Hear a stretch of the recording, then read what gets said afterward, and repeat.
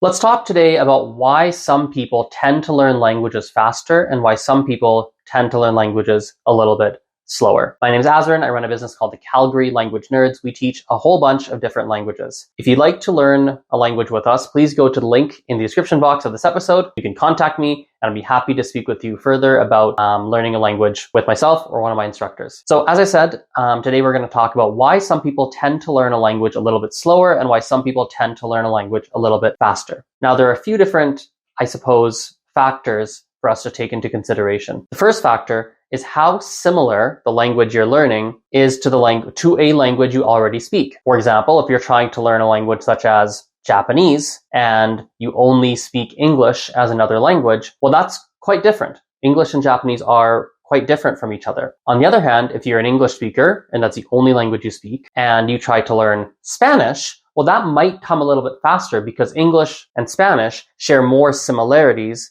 than English and Japanese, which share far fewer similarities. You'd also have to look at the methods. So the second factor would be looking at the methods that people use to learn the language that they're trying to learn. Different methods, first of all, different methods tend to work better for different people. So I'll give a very recent example from just this morning. I had a meeting with a brand new student at the Calgary Language Nerds. She's going to be learning Spanish. And she will not use social media to learn Spanish. She won't use any social media-based resources because she is someone that is trying to cut down on the amount of time that she spends scrolling on Instagram or Facebook or things of that nature. She wants to reduce that time. So for her, if I were to tell her, follow these people on Instagram or TikTok or whatever social media platform, because you can use these to help improve your level in Spanish, well, she wouldn't do it because she is someone that's trying to reduce the amount of social media time that she's spending, essentially. And so the methods you use have to be methods that are going to work for you. If she had signed up, let's say she signed up for a course let's say I had a group class running and this individual that I spoke to this morning signed up for it. And let's say all the resources I was recommending were all social media based, it wouldn't work for her. And then she might even walk away from the experience thinking, oh man, I'm not really cut out to learn Spanish. If I have to use all these social media people to learn Spanish, that's not going to work for me. Maybe this is not for me. Does that make sense? The third factor is also related to the resources and the methods you use. Sometimes there are certain resources and methods that, generally speaking, tend to work better for people, and other resources and methods that generally tend to work a little bit worse or that don't work quite as well. I'll give some extreme examples.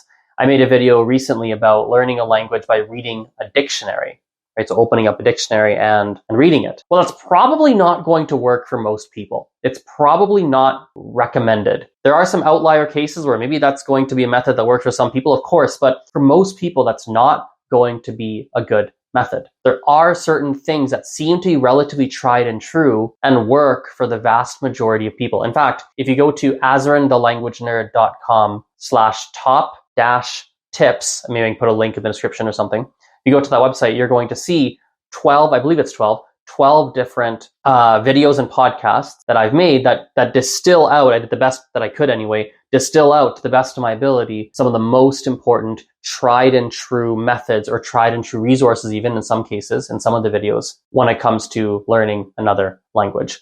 So there's also that too. You might have just used methods that generally don't work for most people. So person A did that, whereas person B perhaps used methods that generally do tend to work well, and therefore they saw more success. The fourth factor has to do with, I don't want to say an inherent ability, but that's the word I'm going to use right now. Inherent talent or inherent skill. I don't know if that's quite the right word, but let me elaborate a little bit to explain what I'm trying to say. And I'll elaborate using the following example. I've met people that have what I would call excellent phonemic awareness.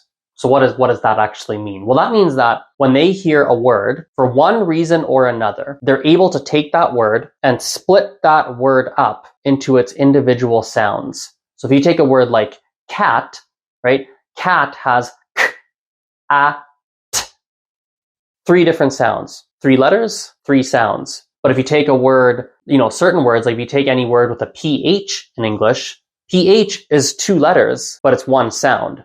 PH is right, like an F sound, but it's 2 letters. And so if you have a word with a PH, there might be more letters than there are sounds. Does that make sense? And so some people I teach or that I've worked with or that I've met when it comes to learning languages, they have a really good ear for the language, essentially. They're able to hear the sounds quite clearly and distinguish them. And that naturally makes it a little bit easier for them to excel at listening comprehension, for instance. I don't know exactly why that is.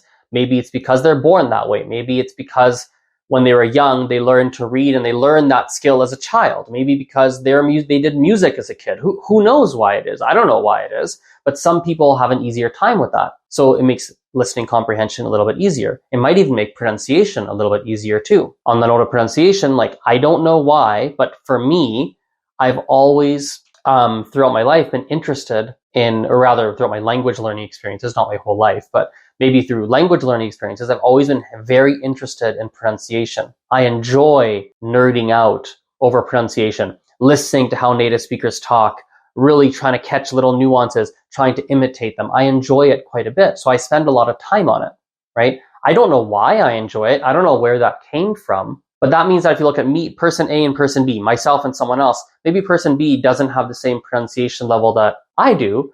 And that's just because I really enjoy that pronunciation side of things. And I pay attention to it and I get better at it. But person B might be, if we take Mandarin as an example, person B in Mandarin, they might be able to write the individual characters by hand better than I can. And that's because, I don't know why, but ever since I was a child, I've hated writing things by hand. Even in English, when I was learning to read and write as a child, I've never liked it. So I don't know what that is.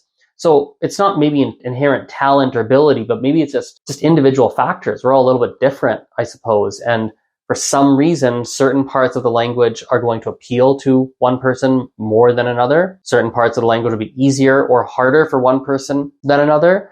And I don't really know how or why that is, but that is how it is. So anyway, those are four different reasons as to why some people tend to learn a language a little bit faster or slower. And yeah, thanks for watching this. If you have any questions, let me know, and we'll chat later.